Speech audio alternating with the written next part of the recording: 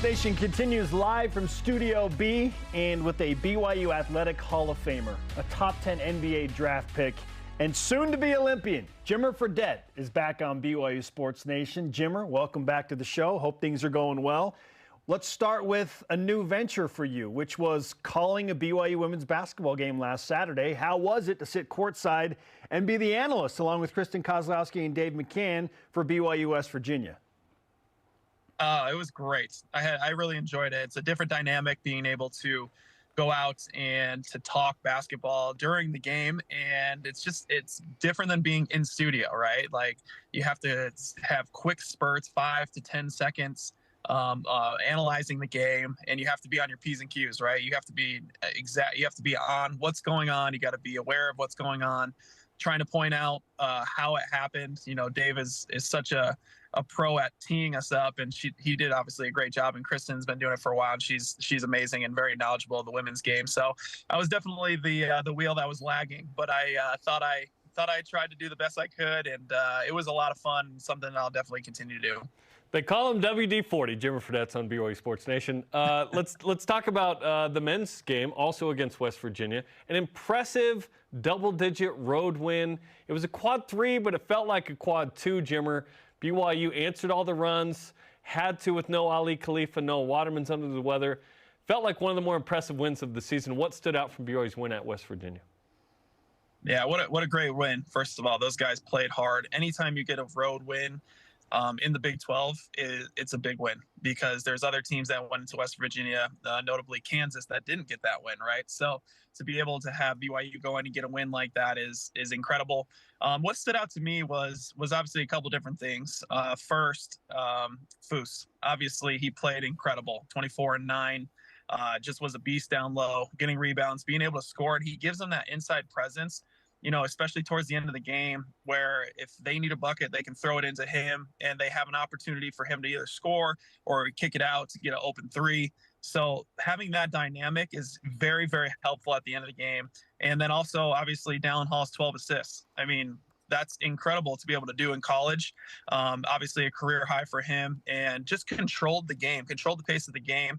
And at the end of the last 5 minutes is something that we've all been concerned about. The last 5 minutes of this game, they were able to pull away. And that's huge. That's big confidence. They're starting to find their groove at the end of the game, how they're going to score, who the guys they're going to go to. And that was really great to see. Jimmer Fredette is on BYU Sports Nation. I have been super impressed with BYU's ability to continue to play at a high level in spite of just varying rotations. I mean, there have been several occasions where key players have missed multiple games, notably Foose, who you just mentioned, and is getting back and getting healthy. Ali Khalifa did not play. Noah Waterman did not play. Jackson Robinson has sat out previous this season a couple of games. Trevin Nell has been banged up and sick. Jimmer, what does it say about the depth that BYU has that they are 16-5, and it feels, and maybe this is hyperbole, like there's a different rotation and starting lineup every night? Yeah, for sure. Obviously, great depth, but that's also a testament to the coaching staff being able to, have these guys ready and continue to have that culture that is built so that it's a next man up rotation, right? And I think that happens to a lot of teams in the NCAA and in professional sports as well. I mean, it's just the way of the game. It's a long season, so you're going to have injuries. You're going to have people that are, kind of banged up at certain times, and guys on the team have to continue to stay ready, and that's not easy to do. But if you want to continue to be a part of the team, if you want to make sure that you're continuing to have an NCAA tournament bid, those are things that you're going to have to deal with, and guys are going to have to step up, and our guys have been able to do that. So it's awesome. I mean, Richie played so great last game, being able to come in and have 16 points off of the bench and just be that force that we continue to see every single night with him on the energy level. But then being able to score 16 points was huge and something that they needed for that game in order to win. So he stepped up when Noah and Ali were out. So I think that they're going to continue to find guys like that on a game-to-game basis. But it's a testament to the team and the coaching staff making sure that they have a next man up mentality. Have you ever banked in a three in recent years like Richie did? Let me tell you something. In 3x3, there are more banked threes than I've ever seen in my entire life because it's a 12-second shot clock.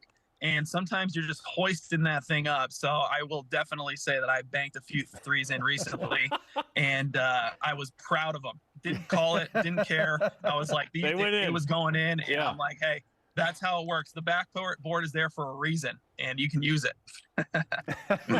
Listen, and fading away no less.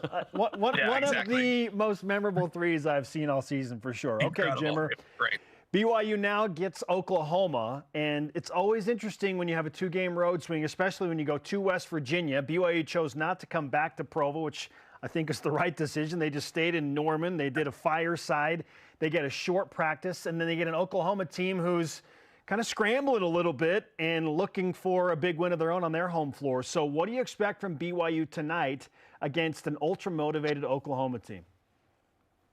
Yeah, I mean, first of all, I would say that this road trip has already been a success.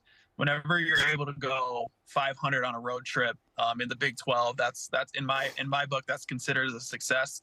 And I'm sure, for Coach Pope, that's not considered a success for him yet, right? They want this win. And it's going to be really important for them to come out in the first 5 minutes of the game and to be able to match the energy of Oklahoma. Because like you said, it's a desperate team that wants to win, and they need this win. This is against a top 25 opponent now.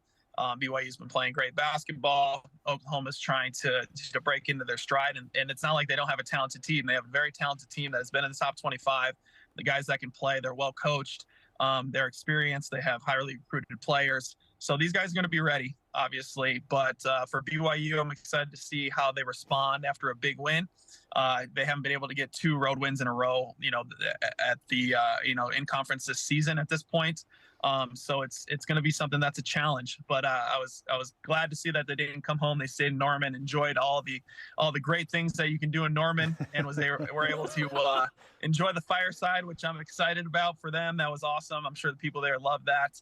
And but yeah, hopefully they got some good Oklahoma food and some maybe some barbecue. Yeah, BYU's the top-ranked fireside team in the country coming into this week, which is pretty exciting. For sure. They added to that. Not even close. Not even close. I saw those pictures. Those return missionaries, they were out there. They were getting it. They were getting it in. That's for sure. And it was awesome to see. The best creamery, the best Stone Cold Sober, the best fire. We got it all going here.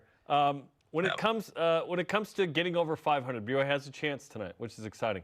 Is this their best chance, looking at the rest of the schedule, to get over 500 and hopefully stay above 500?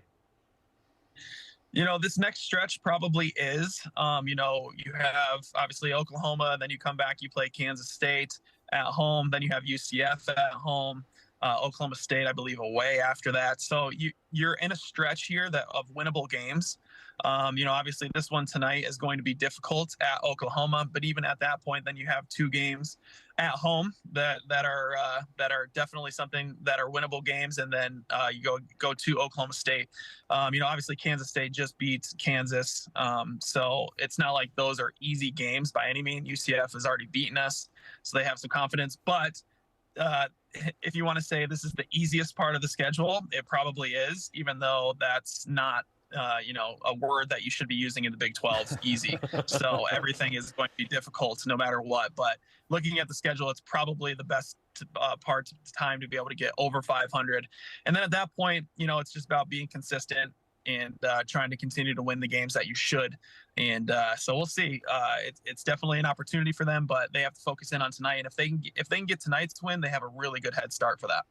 The 2011 Naismith Player of the Year, Jimmer Fredette, is on BYU Sports Nation. While we are talking about BYU's opportunity to get to 500, we should point out that as currently constituted, BYU is in the top half of the conference standings. They are 7th out of 14. We have a graphic that we show on this show that breaks it into 2 halves, and BYU's on the left side of the screen. It's a beautiful sight when they're on the left side of the screen.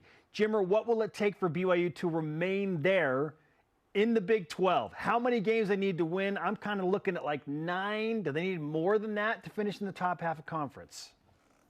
Yeah, I would say somewhere around 9. I think that, you see the carnage that has been going on between all of these schools. They're just beating each other up. So I'm pretty sure that if you get to 9 wins, you should be on that left side, or you're going to be really, really close if you're not. So I think that that's a real good goal. Obviously, if you can get to 10, I think for sure you're going to be on that left side.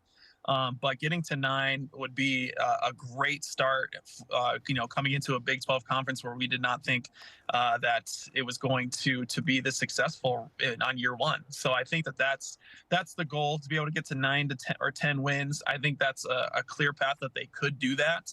If they continue to play consistent, continue to play good basketball. And then at that point, if you're on that left side, you're looking somewhere between, 4 to 6 seed probably in the NCAA tournament, which would be amazing to be able to have. It would be a great seed, but also you'll be going into the NCAA tournament battle tested against some of the best teams in the country. And that's something that, BYU hasn't necessarily had before. I mean, when we were there, we had some great teams that we're playing against on a night in, night out basis in the Mountain West. But, obviously the Big 12 is a different animal even than that at that point. So they're going to be battle tested. They're going to be ready for the NCAA tournament. But, they got to take care of business and get to 9 or 10 wins if they want to, get to that 4 or 5 seed. Jimmer, great to talk with you. We know that your 3x3 preparations continue for the Olympics. And bank it. Yeah. Just remember, it's the bank shot, right? I've been working on that bank shot. I've been working on it, man. From the top of the key, the backboards are very forgiving. So if you throw it as hard as you can at it, it just stops and goes in, right? So it's like, just make sure you throw it up there. There's certainly a scientific element to it. Jimmer, great to talk with you, man. We'll do it again soon. All right. Thanks, guys. Have a good show.